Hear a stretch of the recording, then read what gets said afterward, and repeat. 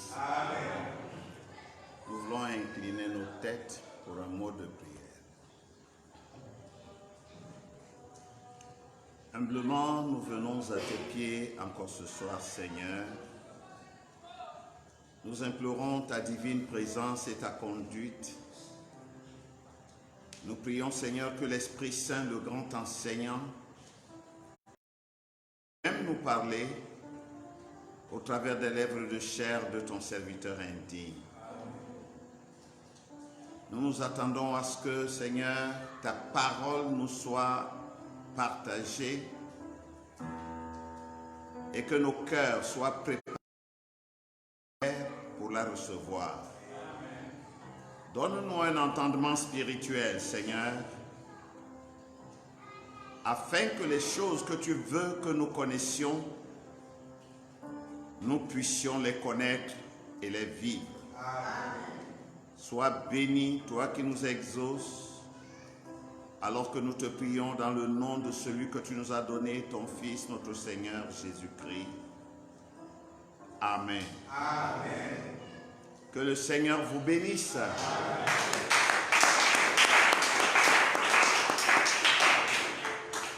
Je vous salue dans le précieux nom de notre Seigneur Jésus-Christ. Et à tous et à chacun, je souhaite la bienvenue dans sa maison.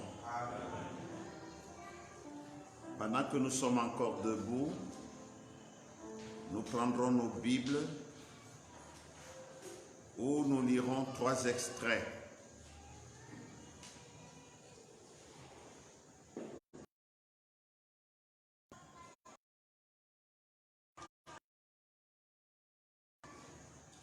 Genèse, chapitre 1er, les versets 26, 27 et 28. Genèse, chapitre 1, du verset 26 au verset 28. Nous lirons ensuite Genèse, chapitre 2,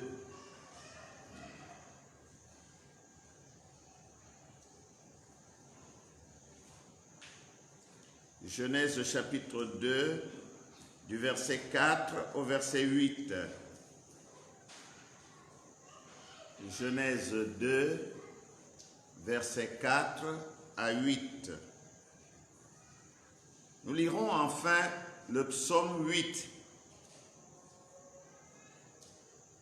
Psaume chapitre 8, verset 4 à 10.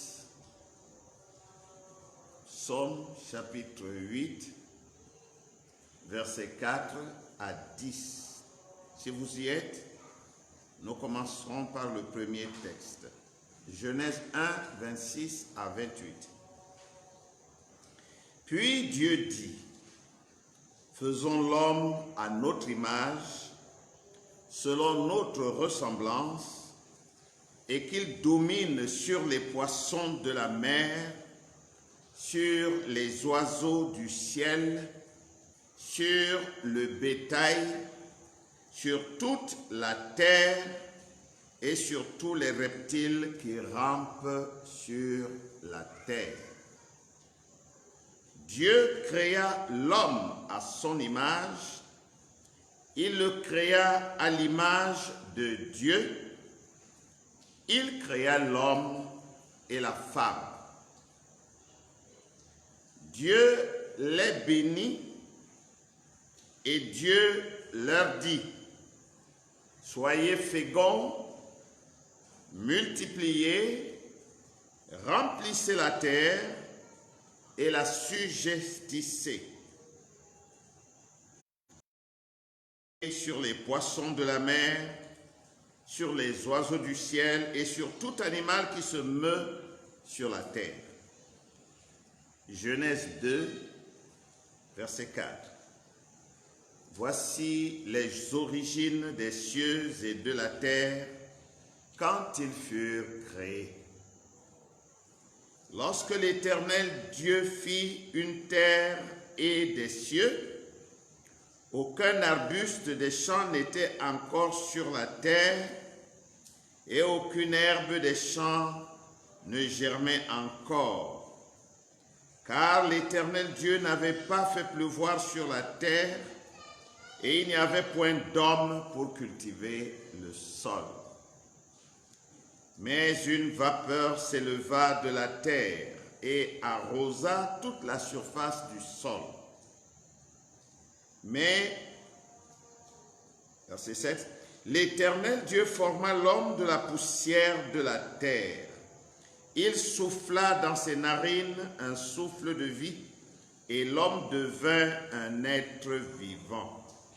Puis l'Éternel Dieu planta un jardin en Éden, du côté de l'Orient, et il y mit l'homme qu'il avait formé. Psaume 8, versets 4 à 10.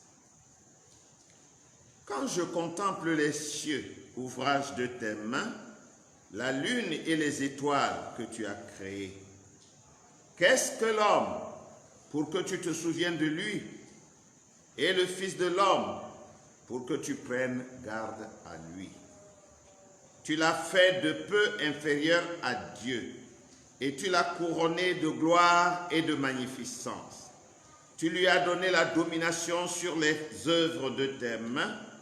Tu as tout mis sous ses pieds, les brebis comme les bœufs, les animaux des champs, les oiseaux du ciel et les poissons de la mer, tout ce qui parcourt les sentiers des mers. Éternel notre Dieu, que ton nom est magnifique sur toute la terre. Amen. Que le Seigneur vous bénisse et qu'il bénisse la lecture de sa parole. Veuillez vous asseoir.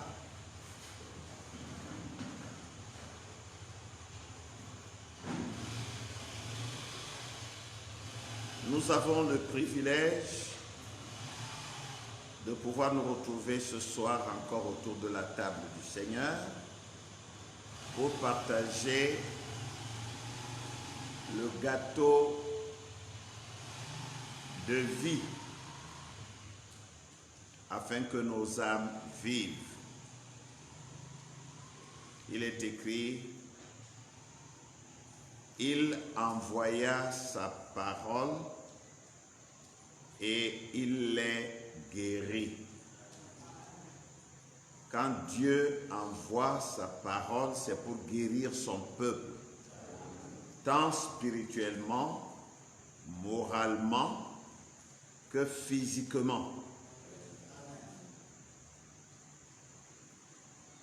Ce qui signifie que si quelqu'un ce soir ici, ou parmi tous nos bien-aimés qui nous suivent,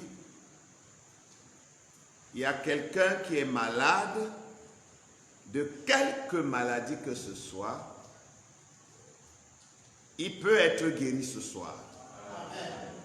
Parce que Dieu envoie sa parole.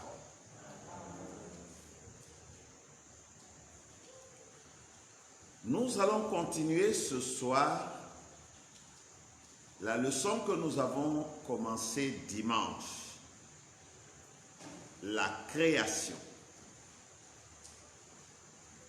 Dimanche, nous avons parlé des 3 ordres de la création. Dieu a tout créé en 3 étapes et ces étapes sont 3 ordres dans toute sa création. Dieu a créé l'ordre des fils. En créant le Fils de Dieu, le Logos, Dieu créait ainsi, amenait ainsi à l'existence tous les fils de Dieu. Ensuite, Dieu a créé l'ordre des serviteurs. Ce sont des êtres angéliques. Les chérubins, les séraphins, les grands anges et les petits anges. Tous sont des serviteurs de Dieu pour le bien des élus,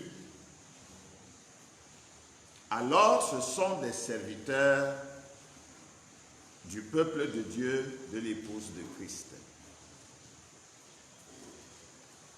Et après avoir créé l'ordre des serviteurs, Dieu créa l'ordre de l'univers, l'ordre de la nature, l'ordre du cosmos.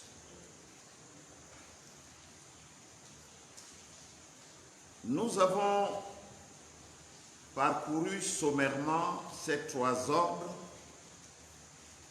et ce soir nous voulons parler un peu plus profondément de l'ordre des fils.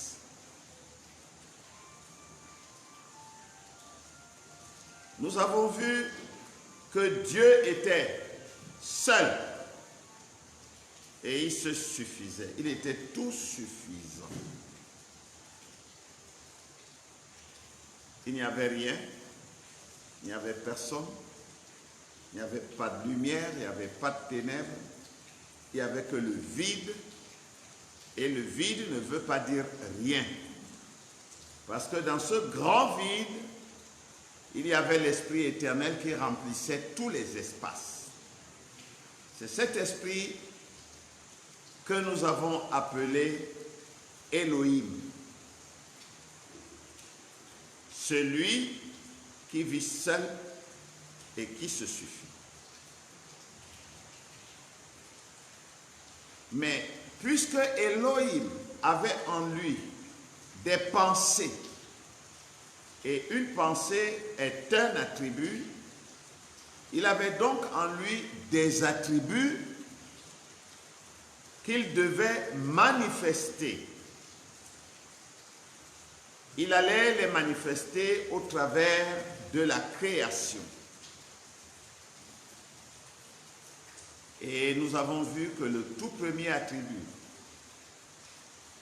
que Dieu a manifesté, c'était d'être un créateur. Il a commencé par créer. Et en créant, il a créé un fils. Ainsi, il est devenu. Ça veut dire qu'il avait en lui l'attribut d'être un père. Quand il a créé le Fils de Dieu, il est lui-même le Père.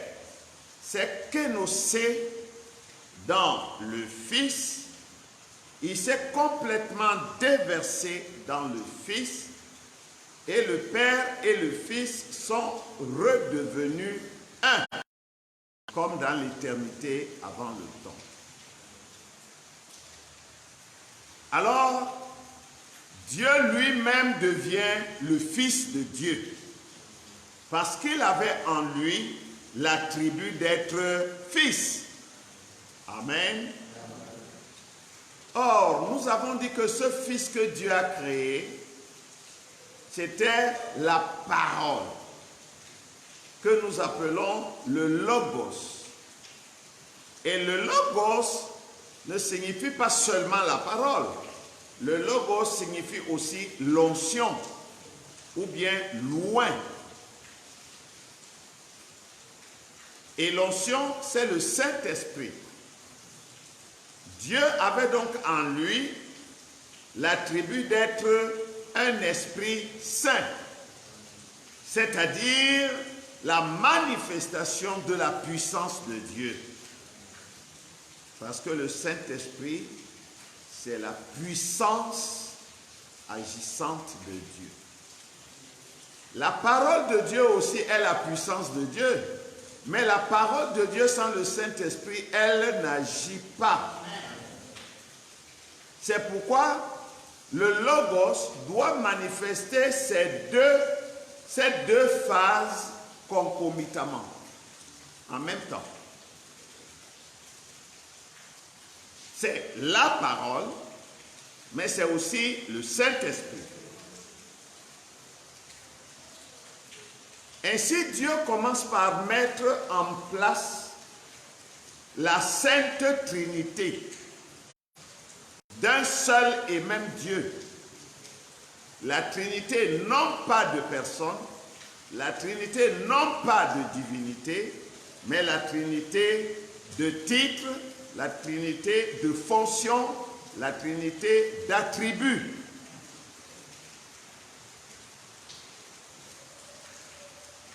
Un seul Dieu, qui est le Père, créateur de toutes choses, qui devient le Fils, parce qu'il a été exprimé, parce que la parole est une pensée exprimée, et qui a dans le Saint-Esprit l'onction,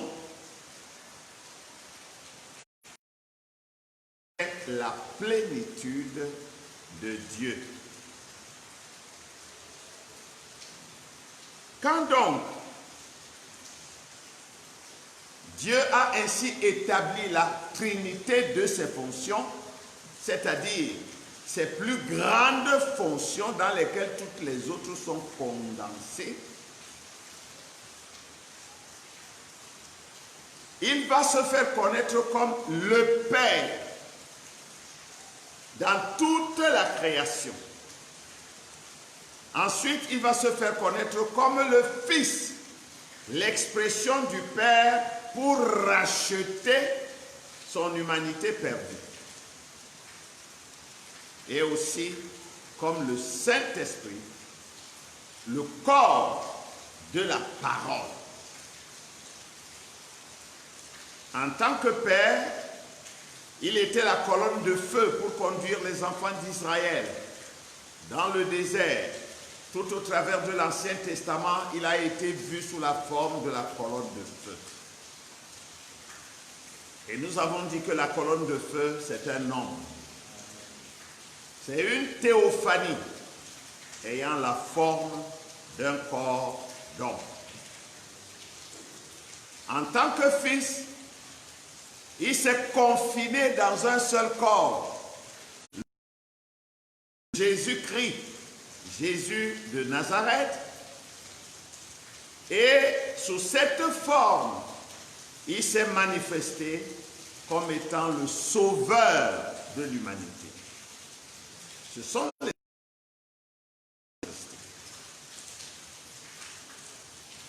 Et ensuite, quand il a racheté un peuple pour lui, il s'est manifesté ensuite comme le Saint-Esprit. Et comme le Saint-Esprit, il s'est manifesté sous la forme d'un corps de plusieurs membres. Et chacun des enfants de Dieu, chacun de ceux qui ont cru en son Fils, est membre de ce corps.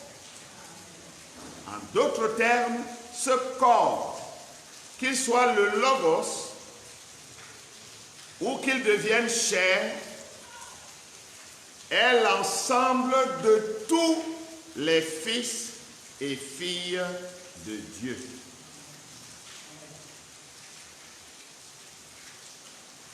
Parce que c'est au travers de ce corps, quand il est devenu, que tous nos corps chers ont été rachetés. Dieu a donc fait un grand voyage. Il est parti d'Élohim, de celui qui vit seul et qui se suffit, à celui qui vit avec sa famille.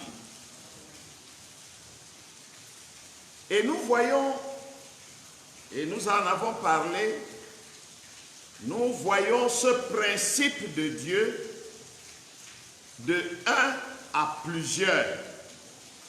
Dieu commence généralement par un, pour terminer par beaucoup. Son ennemi, lui, il commence par beaucoup, pour terminer par zéro. Parce qu'à la fin, il n'aura rien. C'est un grand principe. Parce que beaucoup de gens veulent voir Dieu dans des grandes choses. Non, non. Dieu commence par des petites choses. Dieu se manifeste dans les petites choses. Maintenant, quand vous le reconnaissez dans les petites choses, alors il se révèle à vous dans des grandes choses.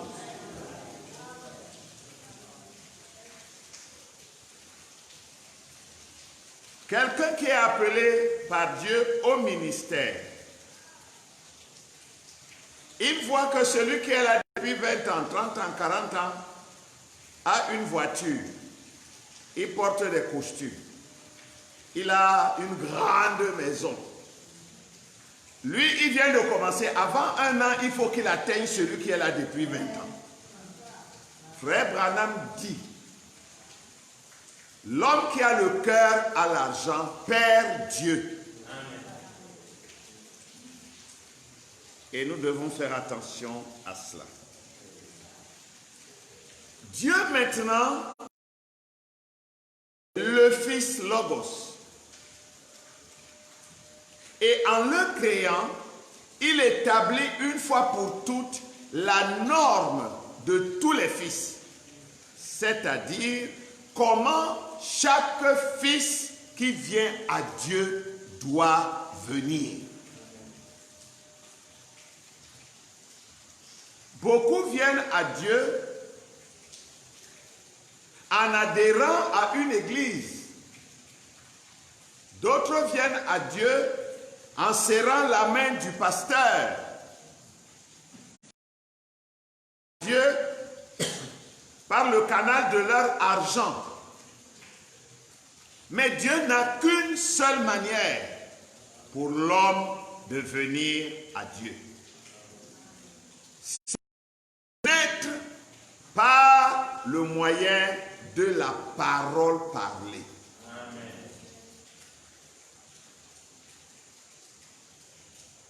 Parce que le premier fils, le fils que Dieu a créé, le fils, le Logos qui est sorti de Dieu,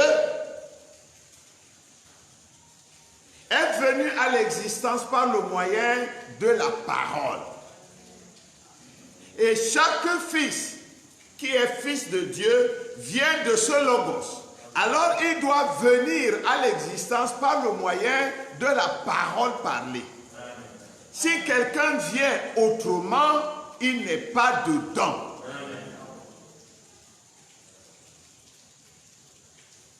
Alors Dieu a ainsi établi ce modèle.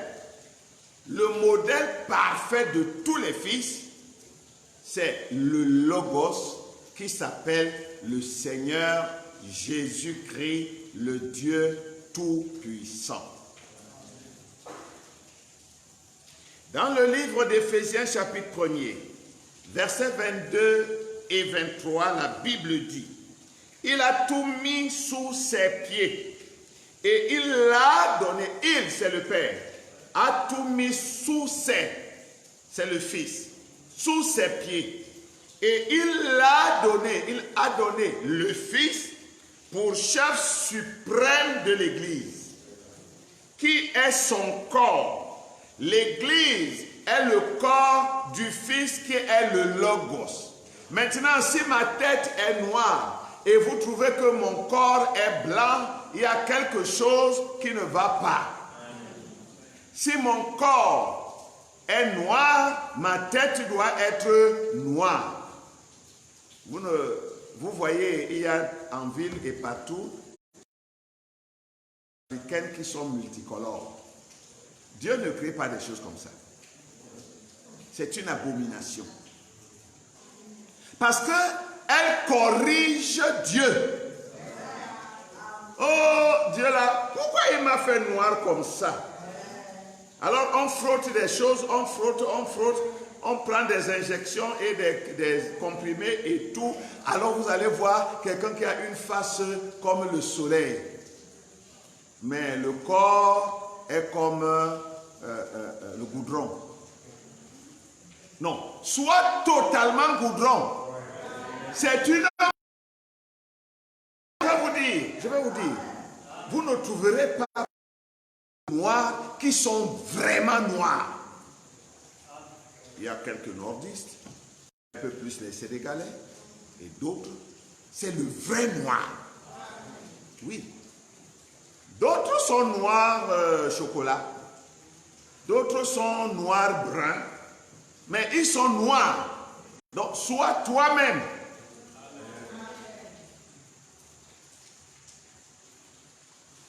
C'est pourquoi ce genre de personnes cachent les pieds et les bras.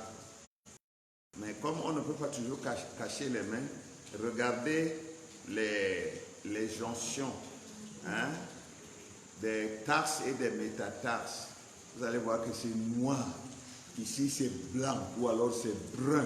Et partout le visage brun. Regardez derrière les oreilles, c'est noir. Tu as fait comment? C'est toi-même qui sais. Frère Branham dit dans le message, n'ayez pas peur. Prêché le 17 juillet 1960 au paragraphe 12. Maintenant, si je place une pierre d'achoppement sur votre chemin, ne laissez pas cela être une entrave à votre salut par Christ. Si votre pasteur, lequel est un homme, s'il met une pierre d'achoppement, ne laissez pas cela être une entrave du tout. La chose que vous devez faire, c'est de garder votre foi en Dieu et de regarder à Jésus-Christ comme votre modèle. Il est votre modèle, le parfait modèle. Amen. Donc Dieu a établi un modèle et c'est un modèle parfait. Le seul modèle pour tous les fils, toutes les filles de Dieu, c'est Jésus-Christ. Jésus, donc, qui est le Logos, a été rendu manifeste. Il a été créé par la parole parlée. Nous avons dit que la parole, c'est l'expression de la pensée. Il était dans la pensée éternelle de Dieu. Vous savez, c'est à ce moment-là que la Bible dit qu'il a été, en tant qu'agneau de Dieu, immolé avant la fondation du monde. Parce que quand Dieu a pensé à lui, il a pensé à un agneau immolé qui devait racheter les fils et les filles de Dieu perdus. Dans la pensée de Dieu, il a été immolé. Et chaque fils de Dieu, chaque fils authentique, comme nous l'avons dit tout à l'heure, doit être une parole parlée. Jésus était la parole parlée. Et chaque fils, chaque fille de Dieu doit être une parole parlée. Pas autrement. Pour être certain d'être un fils, une fille de Dieu, vous devez vérifier que vous êtes une parole parlée. Est-ce que vous voyez votre nom dans le livre de vie de l'agneau? Est-ce qu'il vous a été révélé par la parole parlée? Parce que c'est la parole parlée qui montre à chacun sa position et qui lui dit quel est son nom. Vous ne pouvez pas être sûr que vous serez là-bas si ne vous a pas révélé encore votre nom dans le livre. Maintenant, c'est cette parole parlée qui a été placée dans la chair. Le Logos est devenu une chair humaine. Jésus-Christ. Maintenant, comprenez bien. Ça ne veut pas dire la parole, le Logos, s'est transformé et c'est le Logos qui est devenu la chair. Non. Mais ça veut simplement dire que le Logos a tellement influencé cette chair qu'elle est devenue sa propre chair. Parce que si le Logos, la parole, devient un être humain, fait de chair, de nerfs, de muscles, d'os, cet homme-là ne peut pas mourir. il devient immortel. Parce qu'on ne peut pas tuer la parole. Mais nous voyons que Jésus à Gethsémane, quand le Père l'a quitté, ce sont des expressions. Quand on dit le Père était en lui, ça ne veut pas dire que Dieu était matériel. Dieu était devenu sa chair. Non, la chair c'était l'homme, mais Dieu était à l'intérieur, prenant influence sur la chair.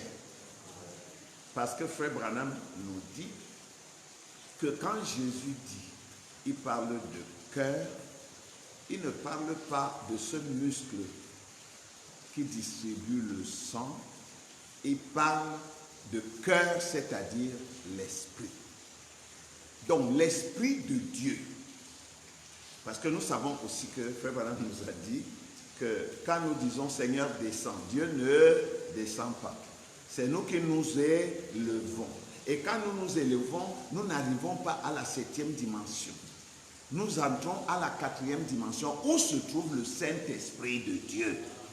Et c'est là que le Saint-Esprit se mélange, se fusionne avec notre esprit. Frère Branham le dit dans Je crois que mon Rédempteur est vivant. Je sais que mon Rédempteur est vivant. Il dit l'Esprit de Dieu se mélange à notre esprit. Alors qui a notre chair soumet la chair à la volonté de Dieu. Maintenant, nous savons tous que la chair et le sang ne peuvent pas être sauvés. Ce corps est un corps de péché. Dieu ne peut pas habiter dans un corps de péché. Mais Dieu habite dans notre esprit parce qu'il l'a transformé. Et notre esprit a empire sur la chair lorsque le sang.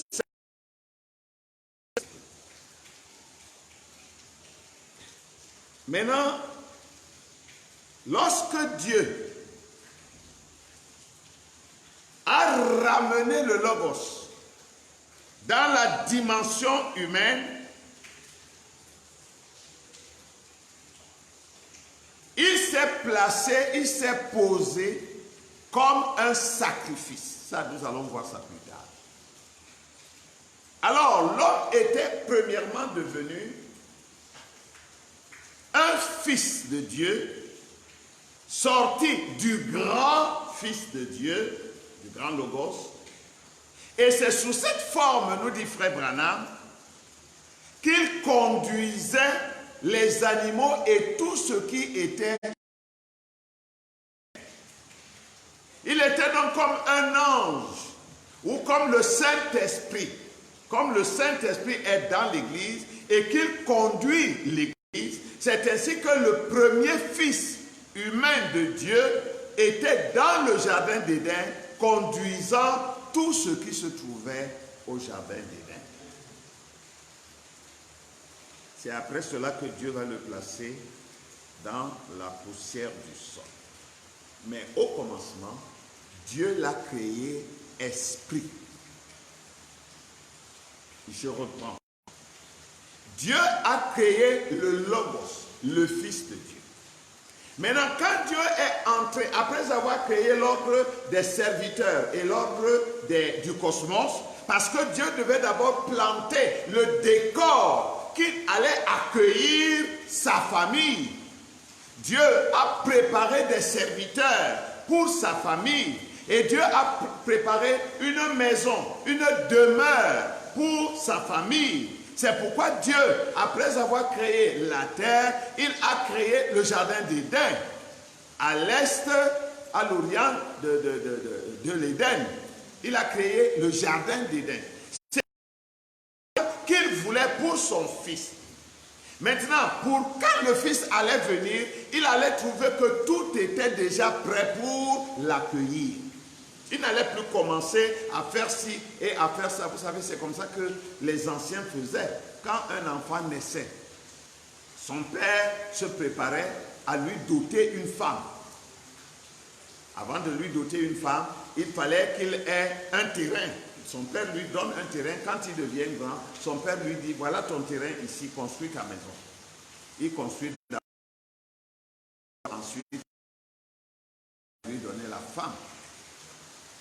Ici, Dieu a construit et la maison, il a donné le terrain et il a doté son fils d'une femme. Dieu a tout fait. Et ce plan ne change jamais. Avant que tu viennes sur la terre, Dieu a déjà préparé tout ce qu'il faut pour toi. Nous plaignons que nous sommes ignorants.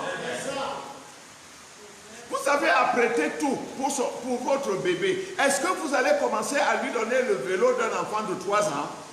Non.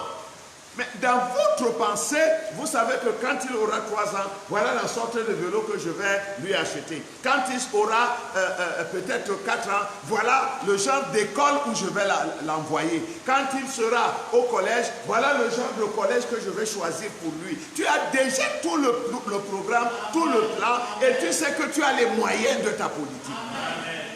Ce n'est pas à l'enfant, oh, vraiment, je ne sais même pas quel vêtement je vais porter. Oh, je ne sais même pas dans quel collège je vais entrer. Tu n'as même pas encore fini l'école primaire. Tu pars déjà du collège. Papa a déjà pourvu à tout.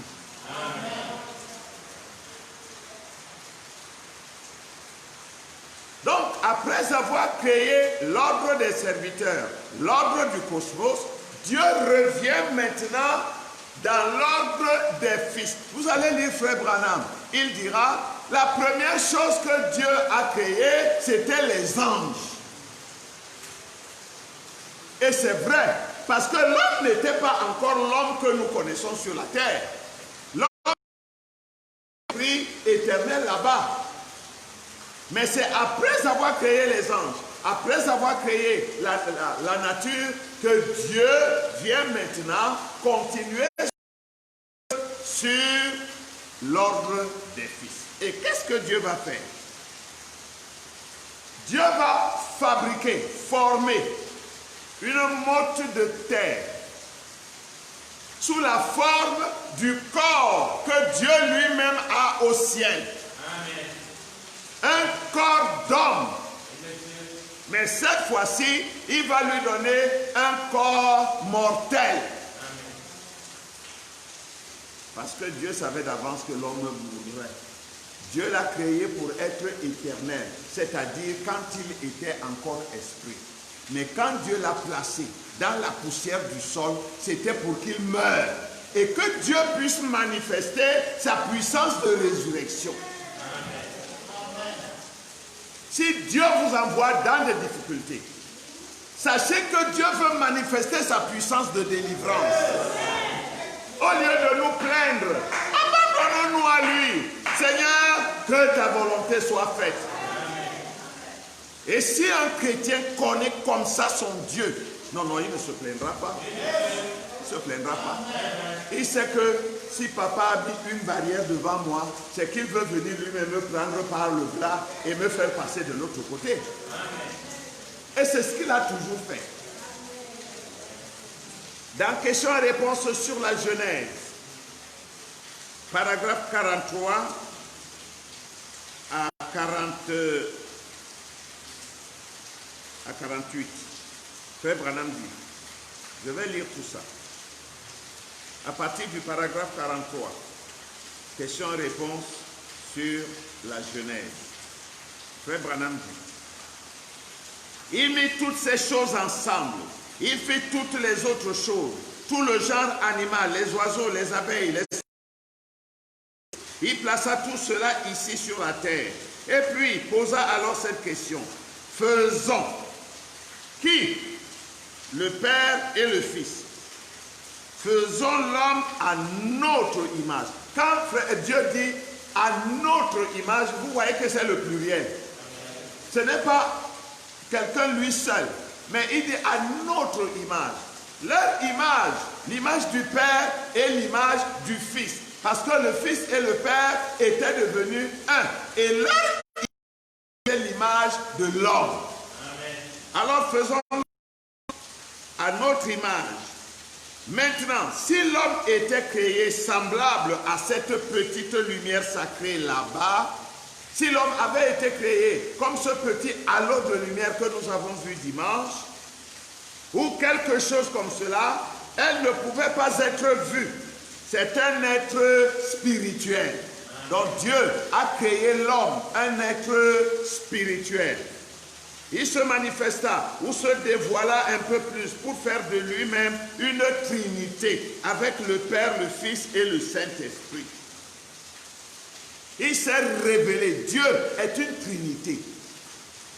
Il est le Père, il est le Fils, il est le Saint-Esprit. Il est le Père créateur de toutes choses dans la colonne de feu.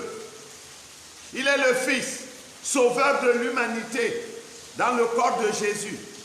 Il est le Saint-Esprit, la puissance qui oint le peuple de Dieu dans l'épouse de Christ. Voilà la Sainte Trinité. Il se manifesta ou se révéla un peu plus pour faire de lui-même une trinité avec le Père, le Fils et le Saint-Esprit. Et Dieu était là, se dévoilant alors lui-même jusqu'à faisant l'homme, son Fils, son rejeton, celui qui deviendra Adam plus tard. L'homme à notre image, il était un être surnaturel et qu'il ait la domination sur le bétail des champs et ainsi de suite. Maintenant, dirigeait le bétail et le reste, tout comme le Saint-Esprit aujourd'hui dirige un vrai croyant. La voix de Dieu, là-bas, plutôt la voix de l'homme pouvait parler et dire, appeler le bétail dans cette direction, appeler les brebis dans ce pâturage-ci, appeler les poissons dans cette eau. Vous voyez, il avait la domination, tout lui obéissait. Madame dit, au paragraphe 48. Et alors, Dieu prit de son côté une côte et bon. Où prit-il l'esprit? Vous voyez? Faisons l'homme à notre image, selon notre propre ressemblance. Il le créa, il créa l'homme. Il le créa mâle et femelle. Il fit pour l'homme un il fit l'esprit féminin, tendre, humble et délicat pour la femme. Et quand vous voyez une femme agir comme un homme, voyez-vous, elle est sortie de sa position du commencement. Voyez-vous très bien, elle est censée, Je pense que c'est une honte que les femmes aient perdu leur délicatesse, leur place de femme. C'est une disgrâce. Un peu plus bas, il dit, elles n'ont plus de dignité, elles n'ont plus ce tendre esprit féminin. Voilà. Dieu donc a placé l'homme dans la position et de son côté, il a tiré une côte pour former une femme. Dans Dieu se cache, puis se révèle dans la simplicité, paragraphe 406. De ce côté-là, il est un fils de Dieu, il est un rejeton de Dieu, il a la terre pour héritage, il peut contrôler la nature, il peut créer par la parole. Eh bien, il est un créateur lui-même, il est un rejeton de Dieu. Donc, quand Dieu a créé l'homme au commencement, l'homme était le Dieu de la terre. Il était un Dieu amateur. Il était le fils de son père. Et il avait le but transmissible de son père. Comme nous l'allons voir tout à l'heure. Dans les 7 âges de l'Église, page 142, paragraphe 1, dans la machine, Frère Branham dit, nous en arrivons donc maintenant à une conclusion. Comme le Logos éternel, c'est-à-dire Dieu, était manifesté dans le Fils, et quand Jésus demeurait la plénitude de la divinité dans un corps, comme cet être éternel était le Père manifesté dans la chair, obtenant ainsi le titre de Fils. Vous êtes avec moi? Amen. Je reprends, suivez-moi attentivement. comme le Logos éternel, c'est-à-dire Dieu, était manifesté dans le Fils, c'est-à-dire Jésus, et quand Jésus demeurait la plénitude de la divinité dans un corps, comme cet être éternel était le Père Elohim, manifesté dans la chair, obtenant ainsi le titre de Fils.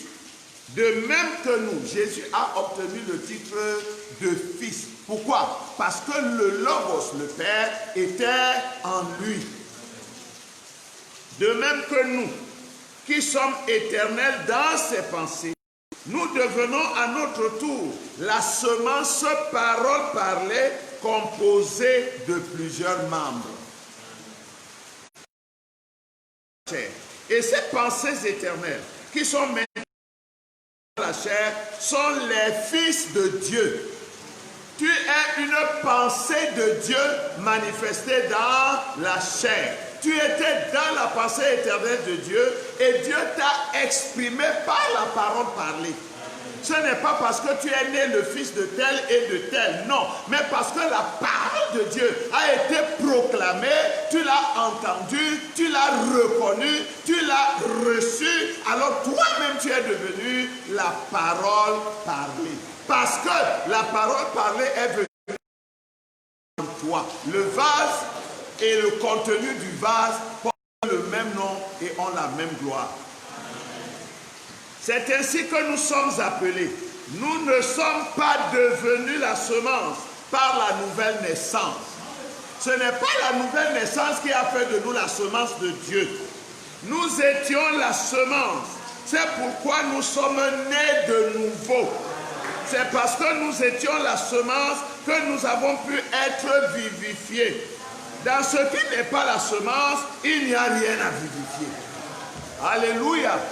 Donc si tu as entendu la parole de l'heure et tu l'as reconnue, tu l'as reçue en toi, sache que tu es une semence de Dieu. Peut-être que tu n'es pas encore, n'est-ce pas, au niveau, peut-être que tu n'es pas encore dans ta pleine maturité, mais tu es en chemin. Parce que tu es la semence, tu vas y arriver. Il n'y a rien à faire. Parce que, dit Frère Branham, là où il dit, dans ce qui n'est pas la semence, il n'y a rien à vivifier. Mais si quelque chose a été vivifié en toi, cela signifie que depuis avant la fondation du monde, tu as été une semence. C'est la vérité. Amen. Alors, ce fils Logos, je ne parle pas du grand Logos, mais ce premier fils Logos que Dieu vient de créer, son nom était l'homme. Son nom n'était pas Adam. Son nom était l'homme. C'est quand Dieu va le mettre dans la poussière du sol qu'il va porter le nom d'Adam. Parce que la terre que Dieu a prise pour le fabriquer, c'était une terre de couleur rougeâtre. Un peu comme ce que nous avons. La terre rouge de Yaoundé là. La latérite. Est-ce que c'est la latérite? Il y a un autre mot pour ça, non? Non, c'est la latérite. Donc, non, la latérite. C'est la terre rouge là, qui est rougeâtre là. Alors, Dieu a pris cette terre et il a fabriqué Adam, l'homme, il l'a formé. Frère Branham dit dans le message La préparation du 11 novembre 1953, il dit, là, loin dans l'éternité, il y avait Dieu. Et puis de Dieu est sorti, ou comme Dieu se dévoilait, apparut le Logos, lequel était le Fils de Dieu ou la parole de Dieu. Au commencement était la parole, et la parole était avec Dieu, et la parole était Dieu. Et la parole a été faite chair, elle a habité parmi nous, le Logos. Maintenant, remarquez, nous voyons Dieu se dévoiler. Ensuite, il dit dans Genèse, faisons d'homme était-ce? Il était esprit. Tout le monde est avec moi? Voilà. Vous pouvez noter la puissance de Dieu pour la transformation. paragraphe 27, vous le lirez à la maison, il dit à peu près la même chose. Je viens de le dire. Le Fils de Dieu, Adam, était un Dieu amateur, un Dieu mineur, parce que majeur. Mais il avait toutes les caractéristiques transmissibles de Dieu. Il pouvait agir exactement comme son père. Nous avons vu des exemples de ce que Adam a fait. Avant la chute, il a créé des natures dans les animaux. Frère Branham nous dit, il pouvait déplacer un arbre au besoin. Il pouvait arrêter le vent. Il pouvait demander au soleil d'aller coucher. Il pouvait faire venir le lion, le caresser et lui donner des ordres. Pourquoi? Parce qu'il était Dieu, un petit Dieu.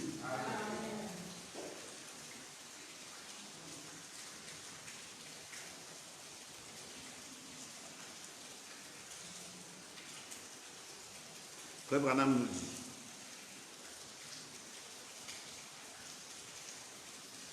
je vais lire dans le message.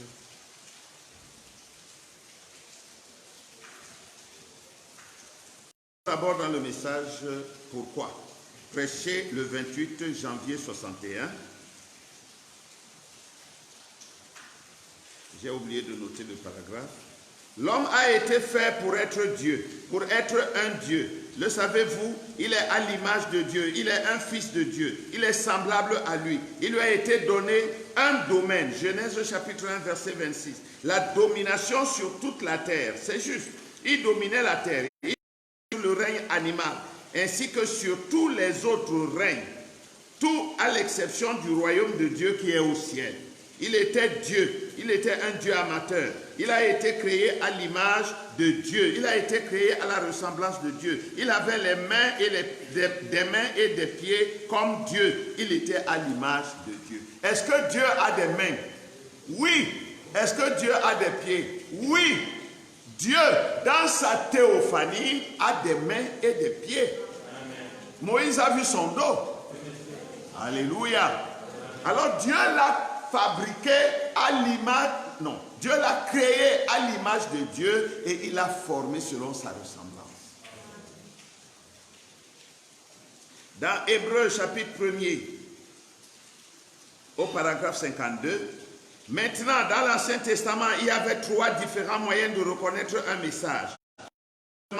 La loi, c'était juste la loi. Ensuite, il y avait enfin, il y avait l'Urim Tumim. Maintenant, c'est peut-être un peu profond. Hébreux, chapitre 1er, paragraphe 50. L'Urim Tumim, c'était le pectoral qu'Aaron portait sur sa poitrine. Il contenait 12 pierres, le jaspe, la sardoine, l'escarboucle et ainsi de suite jusqu'à la fin. Je saute un peu, frère Branham dit, ce pectoral était suspendu à un pilier dans le temple, parce qu'il y en avait un dans le temple et l'autre était porté par Aaron ou alors le grand sacrificateur sur sa poitrine. Et quand un prophète prophétisait et qu'on voulait s'assurer que c'était vrai ou non, le prophète ou le songeur se tenait devant cet Urim Tumim et racontait son rêve ou sa vision, n'importe quoi qu'il avait vu. Et si les lumières sacrées, ... Oh, voyez-vous cela? Dieu a toujours demeuré dans le domaine surnaturel. L'ensemble, ces lumières étaient toutes jusqu'à ce que cette voix retentisse. Et dès que la voix frappait ces pierres, si ce n'était pas surnaturel, elles restaient latentes. Mais si c'était surnaturel, ces lumières reflétaient toutes ensemble la couleur de l'arc-en-ciel. Amen. Donc Dieu a toujours vécu dans le surnaturel. Il a créé son Fils dans le surnaturel avant de le placer dans la poussière du sol. Frère Branham dit dans la semence du serpent, paragraphe 284. Maintenant, sur le pectoral d'Aaron, il y avait ce qu'ils appelaient l'Urim Tumim. Combien ont déjà entendu ce mot-là? Qu'est-ce? C'était les 12 pierres, 6 de chaque côté, des 12 patriarches, le jaspe, Judas, et ainsi de suite, comme ça, les 12 pierres.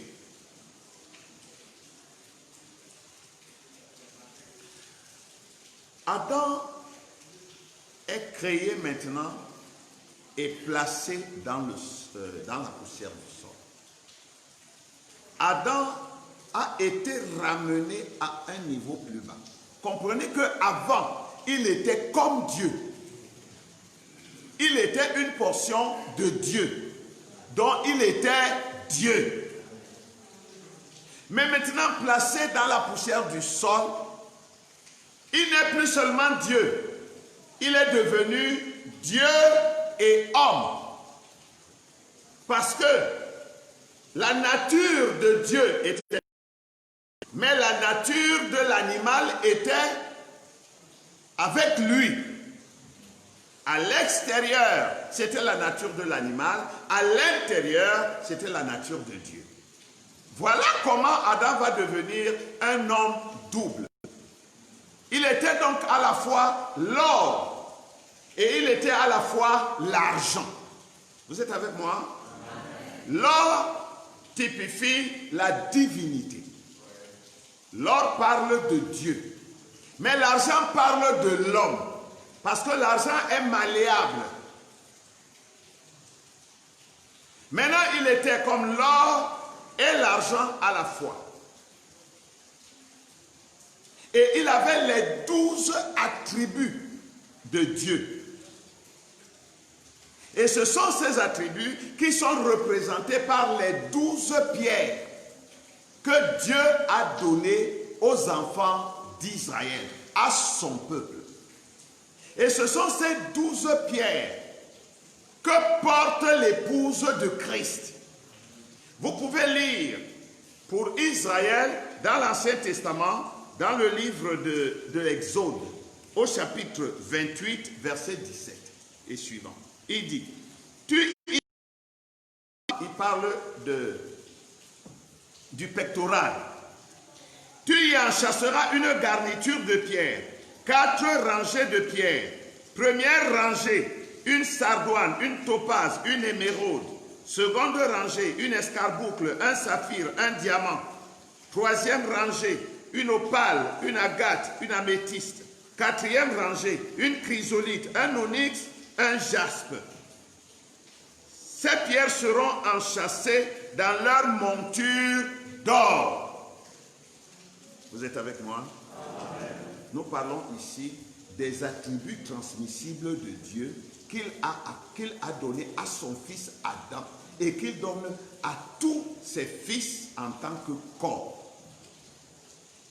Dans le Nouveau Testament, vous le lirez dans Apocalypse chapitre 21, nous lirons du verset 9 à 11 d'abord. Puis un de ces 7 anges qui tenait les 7 coupes remplies des 7 derniers fléaux vint, et il m'adressa la parole en disant, viens, je te montrerai l'épouse, la femme de l'agneau. Maintenant, voyez qui il va lui montrer. Et il me transporta à une grande et haute montagne. Et il me montra la ville sainte Jérusalem qui descendait du ciel d'auprès de Dieu, ayant la gloire de Dieu. La Jérusalem céleste-ci, ce n'est pas voilà, avec des maisons et des rues, etc. Il y aura cette Jérusalem-là, mais quand elle descend du ciel, c'est l'épouse de Christ. C'est l'épouse de Christ qui descend du ciel. C'est l'épouse de Christ. Ce sont les théophanies. C'est quand le Seigneur descend du ciel avec les théophanies de son épouse. C'est ce que Frère Branham a vécu le 8 mars 1963. Christ est descendu avec toutes les théophanies. Branham est entré à l'intérieur et il l'a vu. Maintenant, cette ville sainte, donc, qui descend du ciel, c'est l'épouse. Il continue, il dit, elle descendait, elle avait la gloire de Dieu. Son éclat était semblable à celui d'une pierre de jaspe transparente comme du cristal. Maintenant, écoutez, verset 19. Les fondements de la muraille de la ville étaient ornés de pierres précieuses de toute espèce. Le premier fondement était de jaspe, le second de saphir, le troisième de chalcédoine, le quatrième d'émeraude, le cinquième de sardonyx, le sixième de sardoine, le septième de chrysolite, le huitième de béryl, le neuvième de topaz, le dixième de chrysoprase, le onzième d'hyacinthe et le douzième d'améthyste. 12 pierres. Maintenant, si vous entrez dans l'étude de ces pierres, vous allez voir que toutes ces pierres sont une seule pierre. C'est la pierre noire. Ce sont simplement des variétés de la même pierre. Parce que le corps du Christ est formé d'un seul esprit. Mais cet esprit opère différemment dans le corps. Nous parlons de l'ordre des fils. Nous avons vu la création de cet ordre dans le ciel. Nous avons vu comment le fils, le premier fils humain de Dieu, a été placé au jardin d'Éden sous la forme esprit. Comment il conduisait les animaux et tous les trois règnes, règne animal, règne végétal et règne minéral. C'est lui qui dominait sur toutes choses.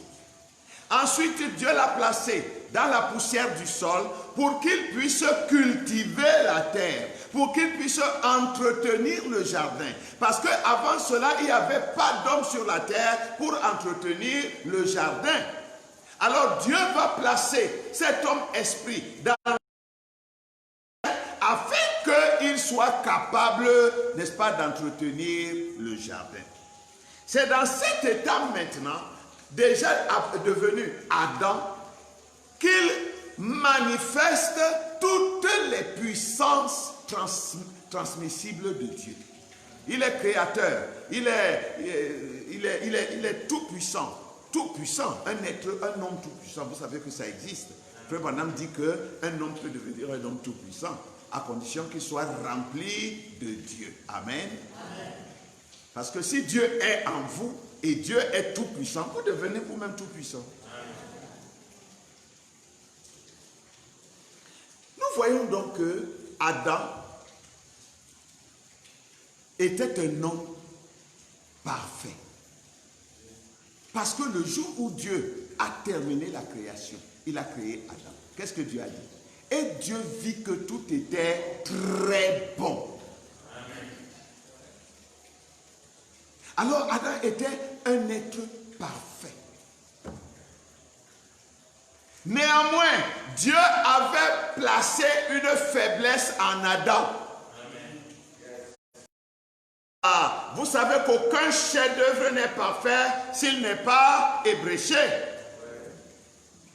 Dieu avait fabriqué une brèche en Adam. C'est cette brèche qui était la faiblesse d'Adam. Et cette brèche s'appelait la femme. Amen.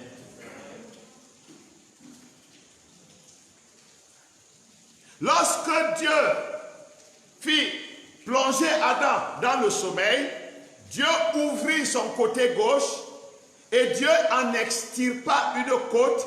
Et avec cette côte, Dieu forma la femme. Donc la femme était la chair d'Adam. La femme était l'os d'Adam. La femme était le sang d'Adam. La femme était l'esprit d'Adam. Et la femme était la vie d'Adam. Toutes ces choses venaient d'Adam et elles ont formé la femme. Elle n'était pas encore Ève, elle était seulement Adam au féminin.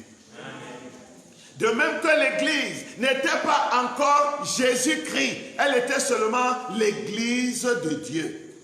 Mais maintenant, parce que l'Église est déjà mariée, le mariage de l'agneau a déjà eu lieu, Amen. L'Église est devenue Madame Jésus. Elle porte déjà ses attributs. Elle manifeste sa puissance. C'est pourquoi il dit, toute ma puissance est à vous. C'est à vous de l'utiliser. Prononcez seulement la parole et moi je la... Quand Adam pouvait dire que cet arbre se déplante, se déracine et se ailleurs, en fait, Adam n'avait pas sa propre puissance. Il avait l'autorité d'utiliser la puissance du Père. L'épouse aujourd'hui n'a pas sa propre puissance, mais elle a l'autorité d'utiliser la puissance de son époux, de son mari, j'allais dire.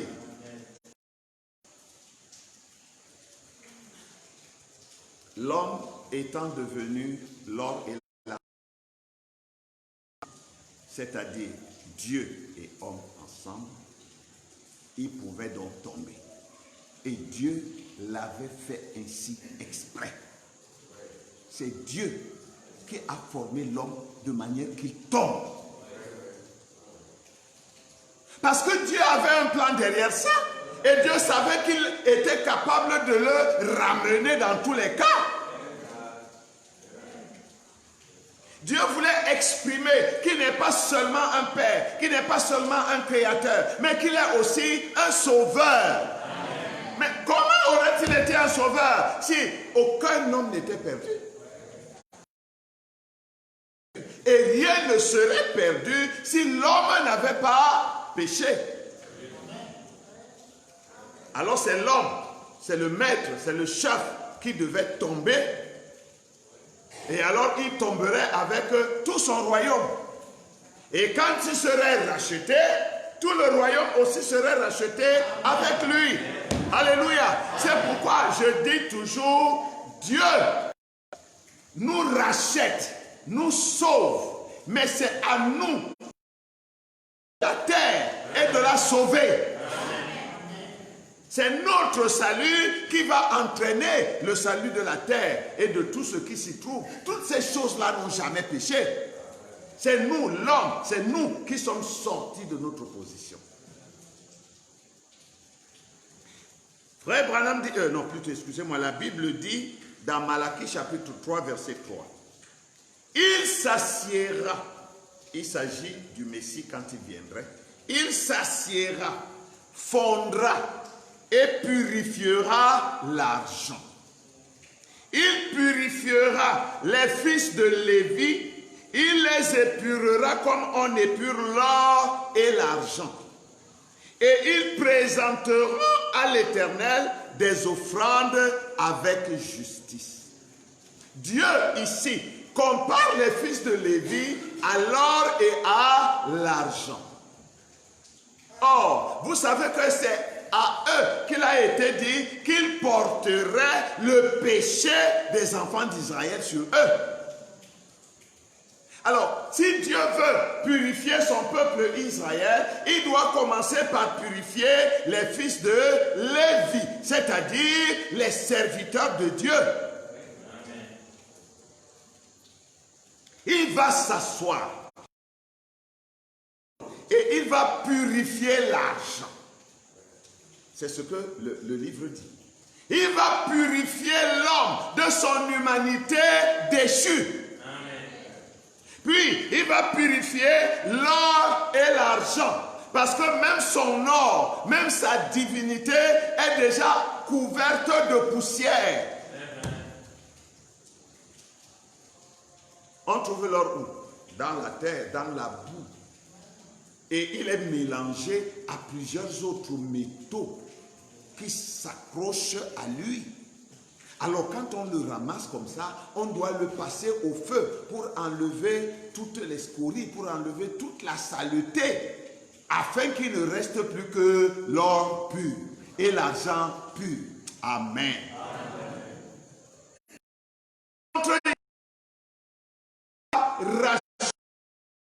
Il doit le fondre dans le creuset de Dieu, de la fournaise ardente.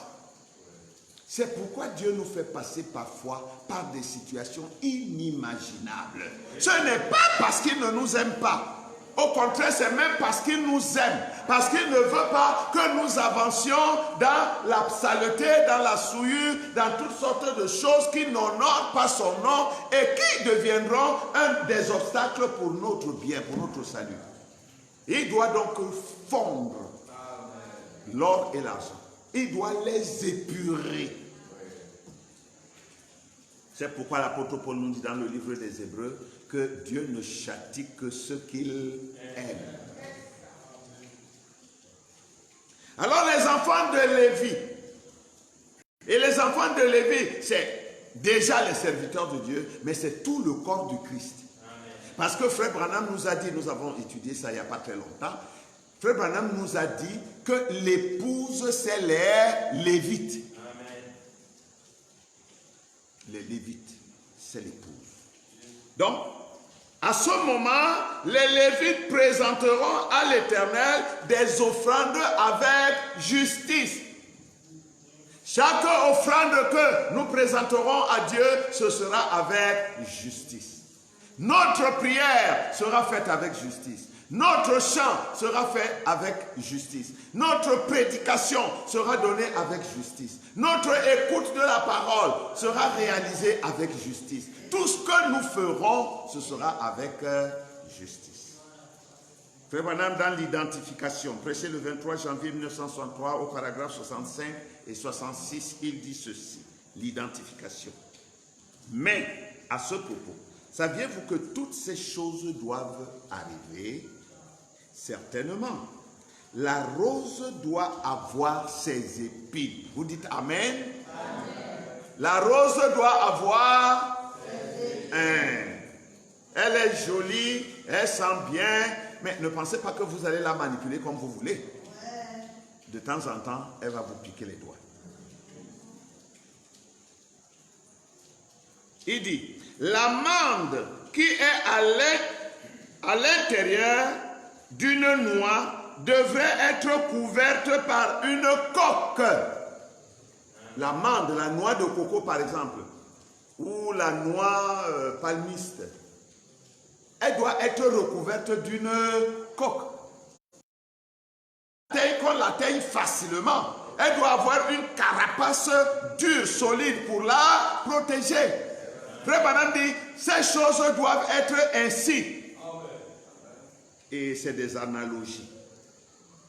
Il dit, les pierres précieuses, les métaux et les pierres précieuses, l'argent, l'or et l'argent, qui sont dans ces montagnes, sont couvertes de poussière. À cela, vous devez extraire cela. Amen. Oui. Pour atteindre l'or, pour atteindre l'argent et tous ces autres minéraux, vous devez d'abord ôter la poussière qui les recouvre, la boue qui est dessus. Dieu doit le faire. Dieu va casser la coque là qui cache l'amande. Ce qui l'intéresse, il y a une amande et il veut l'extirper, il veut l'extraire, il la veut pour lui. Alors il va cogner, il va taper, il va cogner avec le marteau, avec la pierre. Oui, tu vas avoir mal, ce n'est pas un problème, c'est le résultat qui compte. Laisse-toi cogner. Tu n'es pas cogné par un ennemi, tu es cogné par un père qui t'aime. Laisse-lui te cogner et là il va sortir de toi le meilleur.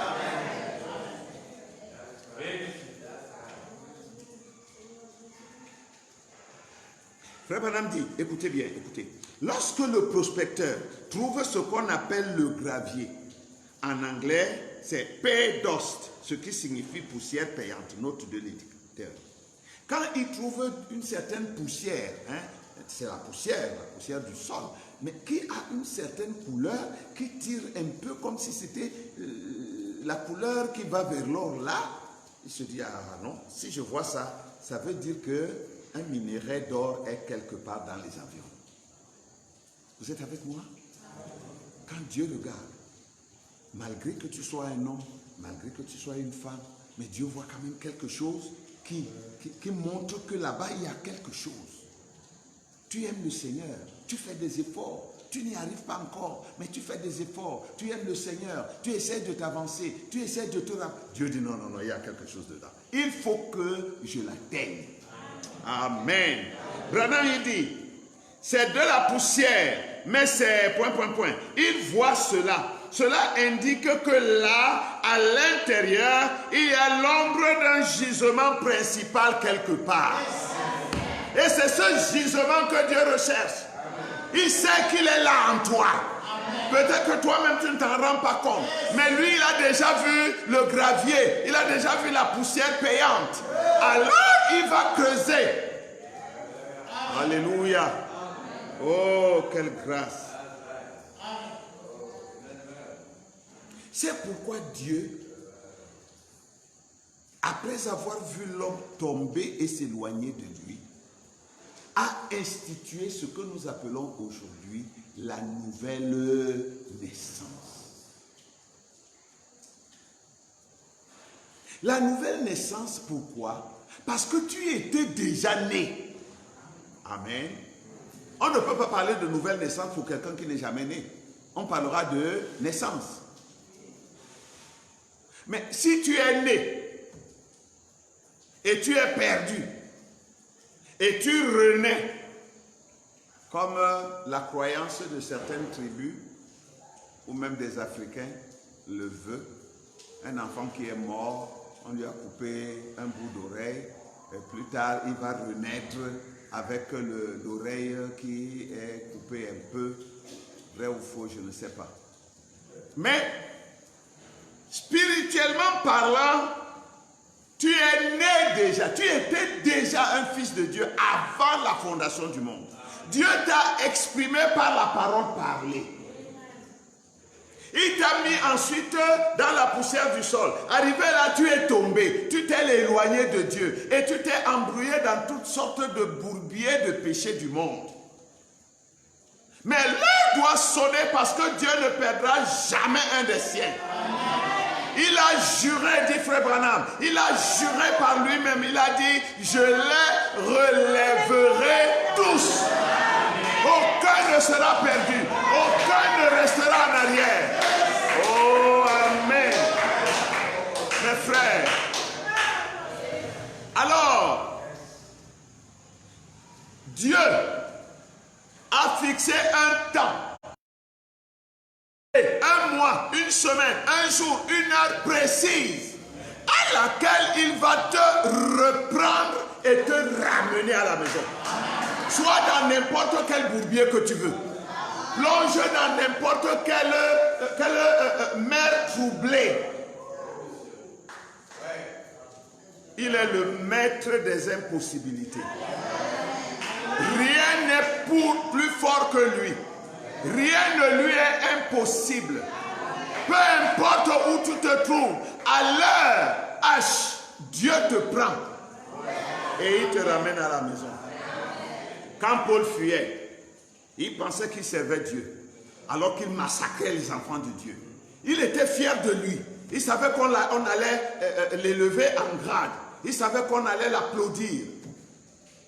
Alors, il était sur le chemin, hein? Il cavalait à toute vitesse. À Damas, je vais leur montrer qui moi, Paul, je suis. Je suis un disciple de Gamaliel. Je connais les Écritures et je dois les mettre en pratique. C'est comme ça que beaucoup de gens font. Oh non, la parole ne dit pas ça comme ça. Non, non, non, non, il n'a pas bien dit. Non, non, il faut dire comme ça. Non, non, soyons humbles. Amen. Soyons humbles.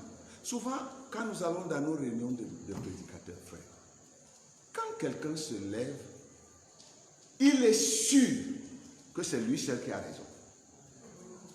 Et quand il en parle, tous les autres doivent seulement se taire et écouter. C'est ça, nous, les prédicateurs. Un jour, un frère en assemblée, il parle, il dit, je suis capable de le prouver par la parole. Je lui ai dit, moi aussi je suis capable de le prouver par la parole, mais pas ta parole. C'est ça la guerre des prédicateurs. Donc chacun pense que il est le Z de la chose, c'est-à-dire le terminal.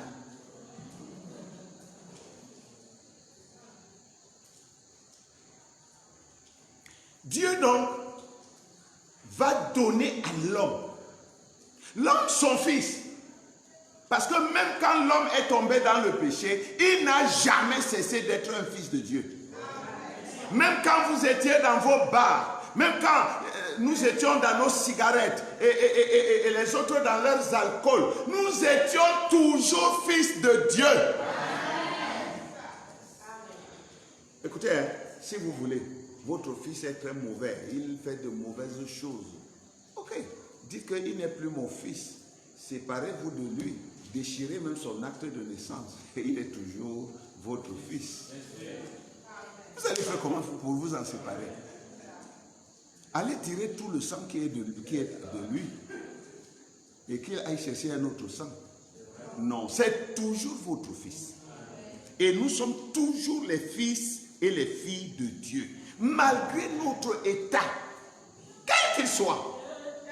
Alors le Père qui ne veut pas nous perdre, il a envoyé son Fils unique engendré.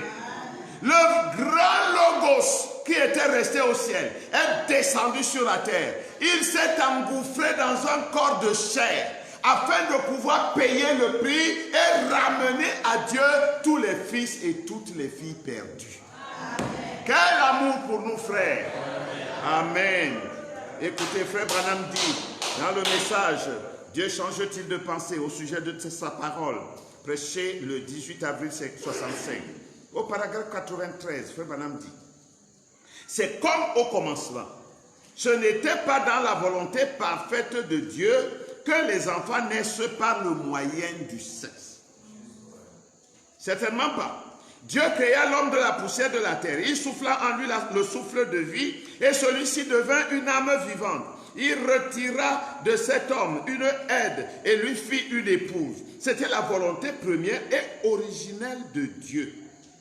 Dieu a appelé Adam de la poussière du sol par la parole.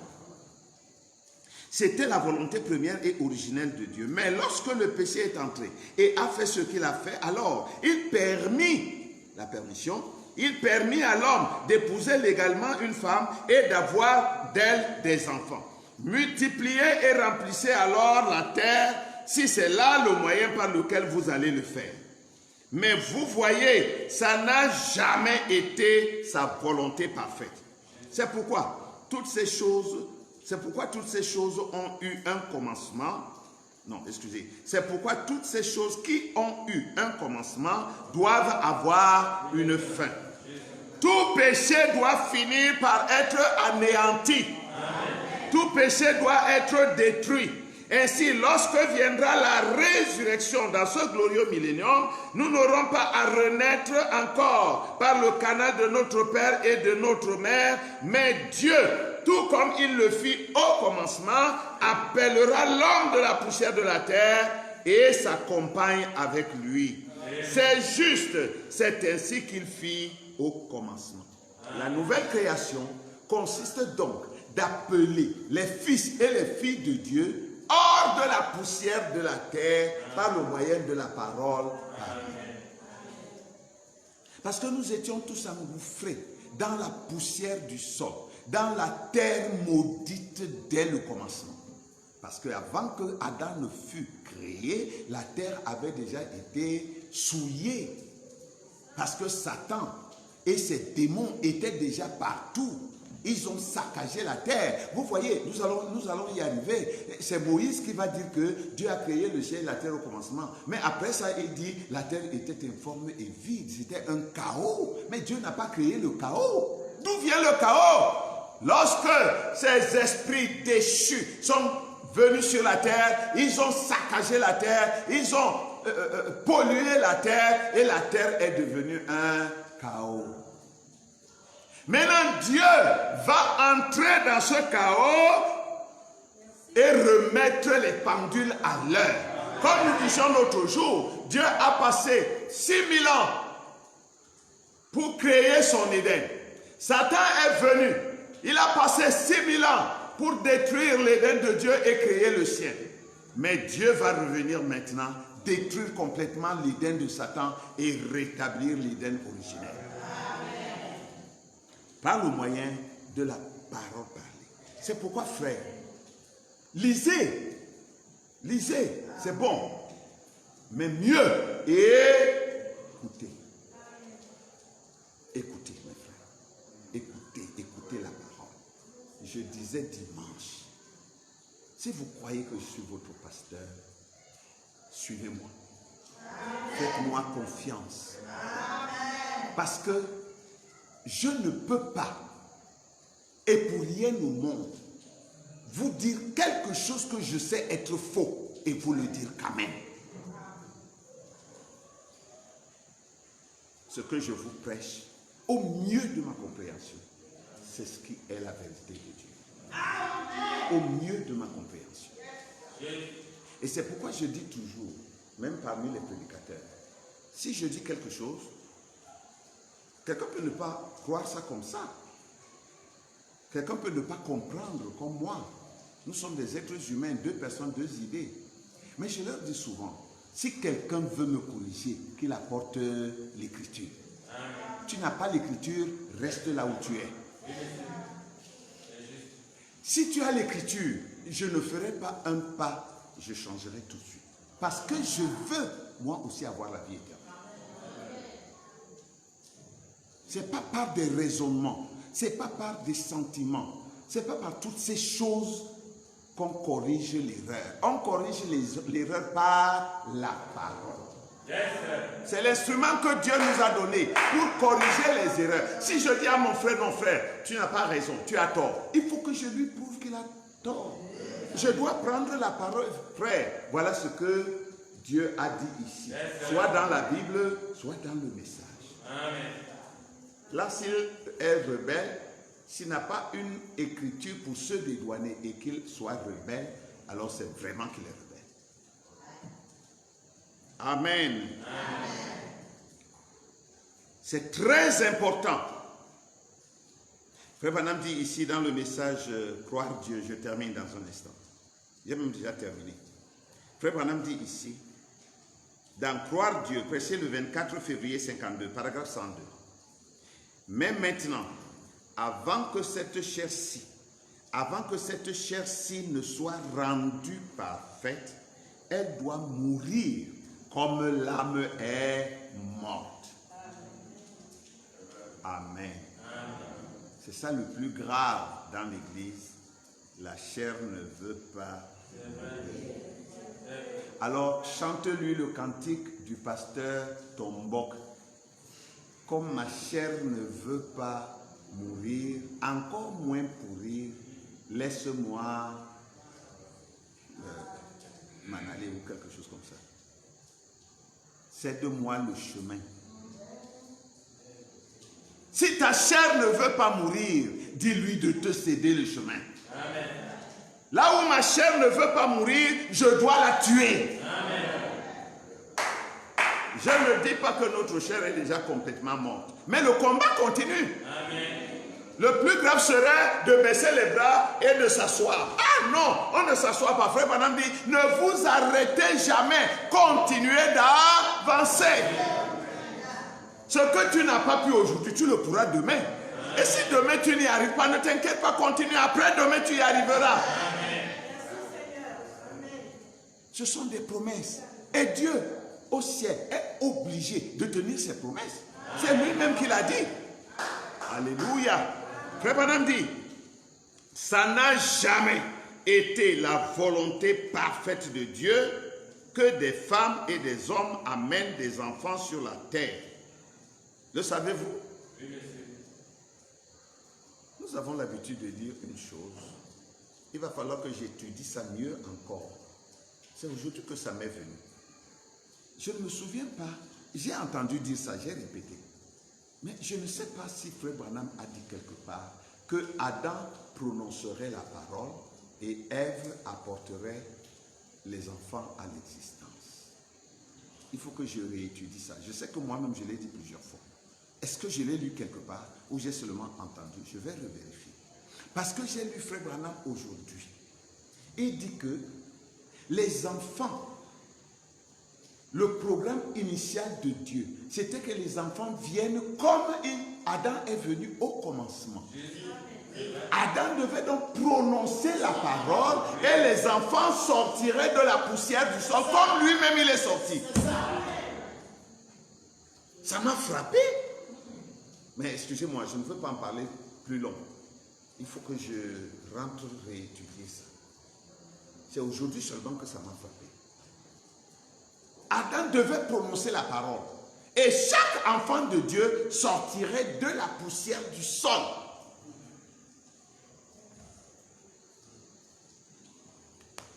Amen.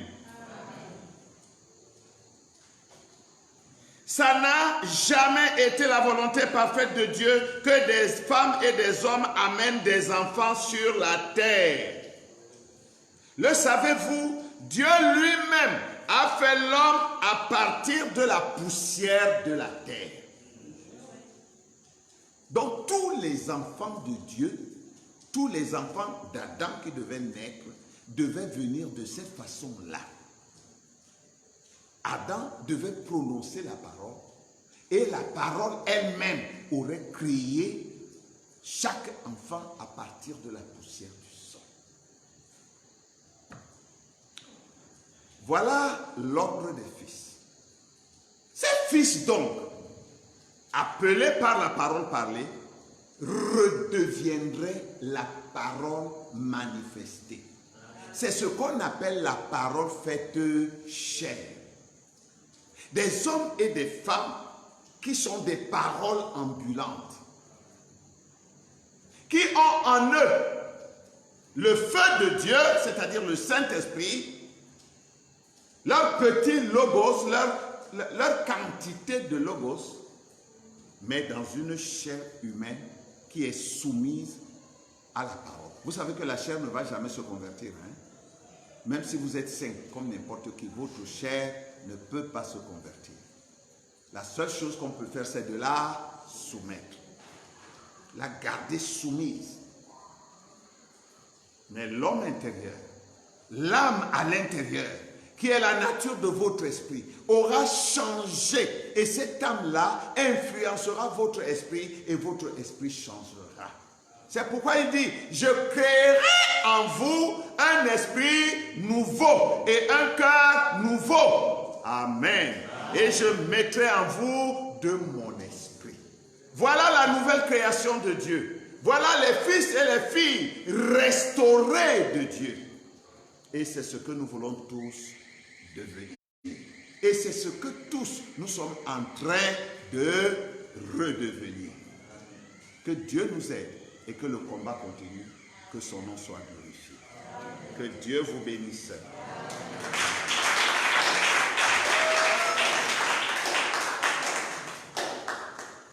La parole de Dieu entoure aussi heureux est l'homme qui y croit. Oh, la parole de Dieu entoure aussi heureux est l'homme qui croit.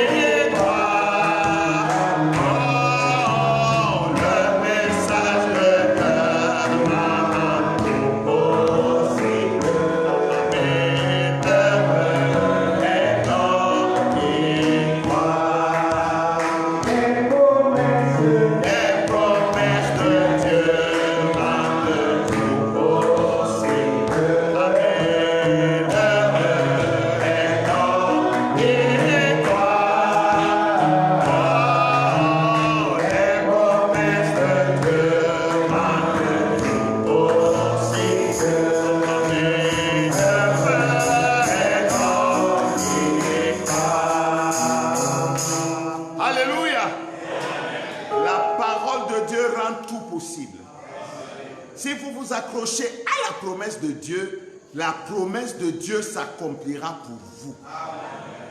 C'est pourquoi nous devons être dans l'attente de l'accomplissement des promesses pour notre jour. Nous devons parler le langage de notre heure. Nous devons vivre de la vie de notre jour. Chacun de son côté doit s'efforcer. Vraiment. Faisons tout. Frère Madame dit, peu importe ce que vous faites, mettez tout de côté jusqu'à ce que vous ayez ce qu'on appelle l'amour parfait. Or, l'amour parfait, c'est quoi? C'est Christ Jésus. Dieu est capable de le faire. Le croyez-vous? Dieu peut le faire encore et encore et encore.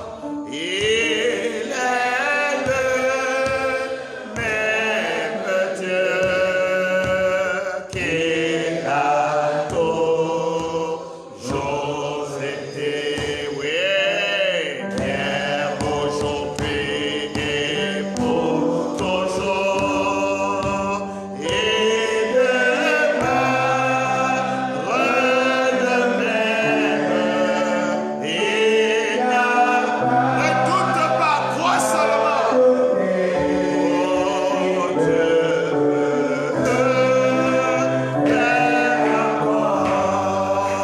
Dieu peut sauver encore et encore et encore et encore. Il est le même Dieu qu'il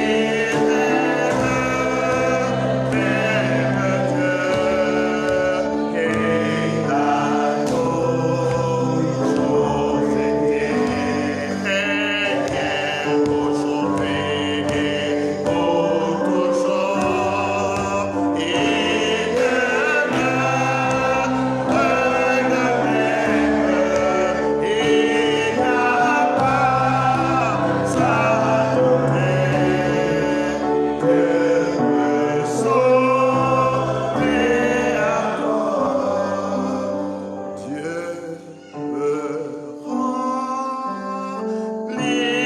peut remplir encore et encore. Dieu peut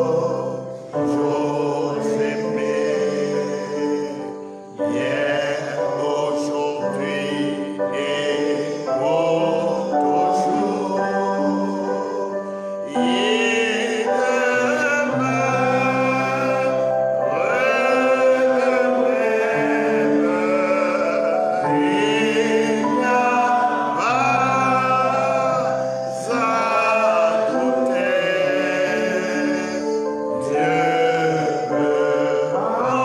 et encore et encore.